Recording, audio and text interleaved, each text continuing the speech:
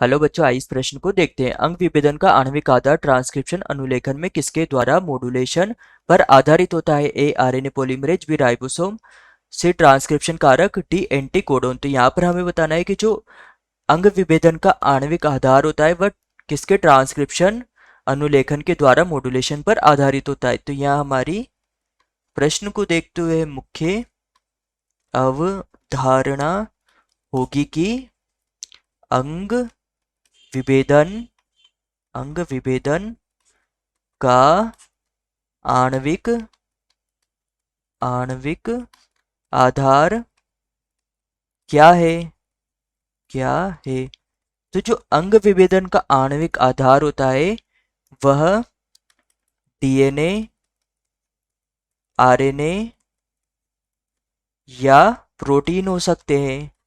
Protein हो सकते हैं। यहाँ पर जो ये डीएनए होता है,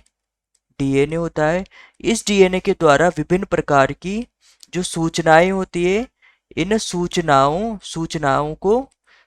होती हैं, इन सूचनाओं को इकट्ठा किया हो रहता है तथा इसके द्वारा जो अनुलेखन की प्रक्रिया होती है, अनुलेखन की जो प्रक्रिया होती है अर्थात जो ट्रांसक्रिप्शन होता है, इसके द्वारा एमआरएनए का निर्माण किया जाता है तथा इस एमआरएनए के द्वारा ही आगे चलकर जो वांछित प्रोटीन होता है, इस प्रोटीन का निर्माण किया जाता है।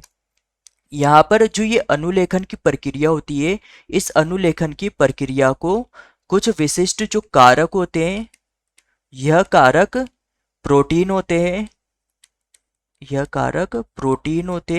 इन कारकों के द्वारा जो ये अनुलेखन की प्रक्रिया होती है, इस अनुलेखन की प्रक्रिया को नियंत्रण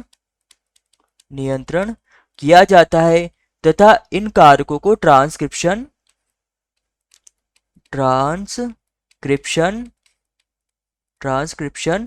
कारक भी कहा जाता है। जो डीएनए से एमआरएनए को बनने की जो प्रक्रिया होती है, इसको नियंत्रित करते हैं, जिससे जो एमआरएनए से जो प्रोटीन बनता है उसका नियंत्रण होता है तथा ये जो प्रोटीन होता है यही आगे चलकर अंग विभेदन का आणविक आधार बनता है। तो यहाँ पर प्रश्न ने हमसे पूछा था कि अंग विभेदन के आणविक आधार ट्रांसक्रिप्शन में किसके द्वारा मॉड्यूलेशन पर आधारित होता है? तो जो मॉड्यूलेशन होता है, इस मॉड्यूलेशन का अर्थ होता है नियंत्रण करने वाला। तो ए है हमारे पास आरएनए पॉलीमरेज। तो जो आरएनए पॉलीमरेज होता है, ये आरएनए पॉलीमरेज डीएनए से आरएनए बनने में प्रयोग होता है, ना कि नियंत्रण करने में। तो यह भी गलत हो जाएगा। बी है राइबोसोम। तो जो राइबोसोम होते हैं, इनके यह प्रोटीन के निर्माण का कार्य करते हैं, तो यह भी गलत हो जाएगा, ना कि नियंत्रण का।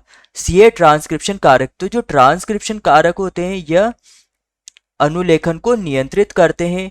इस कारण से हमारा उत्तर होगा उत्तर सी की ट्रांसक्रिप्शन कारक मॉड्यूलेशन का कार्य करते हैं। D anticodon. तो एंटीकोडोन भी मॉड्यूलेशन का नियंत्रण नहीं करते हैं, तो यह भी गलत हो जाएगा। तो हमारा उत्तर होगा उत्तर सी। यहाँ पर हमारा प्रमुख